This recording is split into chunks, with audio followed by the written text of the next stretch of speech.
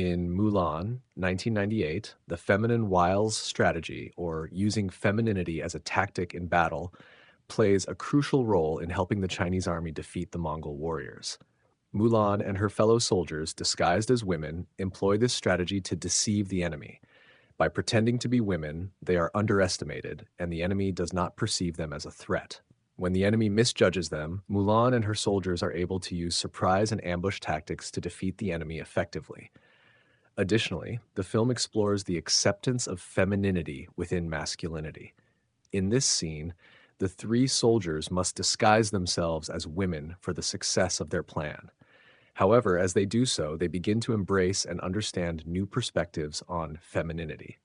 When they wear women's clothing and play the role, they do not show shame or resistance, but instead learn to respect and acknowledge the strength that can exist within gentleness.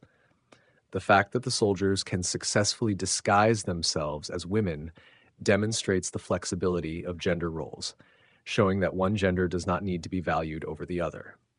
Ultimately, the use of femininity as a strategy in battle in this animation not only showcases the cleverness in strategic thinking, but also allows Mulan and her fellow soldiers to prove that gender should not determine an individual's role or ability to fight in society. The use of the feminine wile strategy in warfare helps them defeat the enemy successfully and effectively, challenges and breaks the boundaries of traditional gender roles in ancient Chinese society. In Mulan 1998, the five main characters reflect the five elements according to Chinese astrology, each with distinct traits and roles. When working together, they create balance and effectiveness as a team. These characters are Mulan, wood element, represents growth, enthusiasm, diligence, virtue, determination, and high self-confidence. She seeks peace. Shang, metal element, represents stability, leadership, decisiveness, clarity, and principled strength. Ling, earth element, embodies patience, reliability, generosity, and a tendency to show empathy and help others.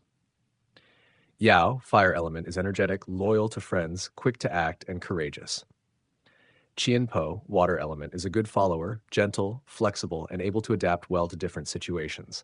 Mulan represents the wood element, with her ability to learn and inspire growth in the team, encouraging them to work together effectively. Shang embodies the metal element, symbolizing a stable leader who can control situations. Ling represents the earth element with his calm demeanor and ability to listen and support the team. Yao, as the fire element, brings positive energy and bravery to confront obstacles, while Qianpo, as the water element, shows flexibility and adaptability in various circumstances. Their teamwork reflects the importance of using the different qualities of each element to enhance success. By harmonizing their differences, they become a powerful force, achieving victory on the battlefield. Their collaboration exemplifies how balancing strengths can lead to an efficient and successful team. At the end of Mulan 1998, Mulan uses her fan, a symbol of femininity, to block the sword of Shan Yu, the villain, which represents masculinity in battle.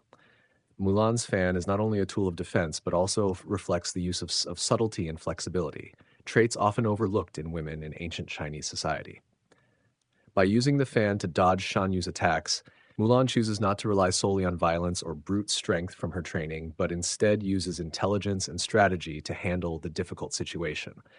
This act not only turns the tide of the battle, but also presents the idea that women can fight in their own way, overcoming opponents without having to adopt masculinity to prevail. When Mulan meets her father again, the sentence her father says, "The greatest and most honorable gift is having you as my daughter," emphasizes the acceptance of Mulan's identity and value, which is not based on gender or societal expectations, but on what she does and who she is. Mulan wants to prove herself in a society that limits women's roles, but in the end, she discovers that her value does not depend on gender, but on her actions and courage. Mulan's story reflects that everyone has value in their own way, without needing to meet societal standards, whether male, female, or any gender. A person's worth is not determined by fame or success, but by being true to oneself, loving oneself, and being accepted for who we are.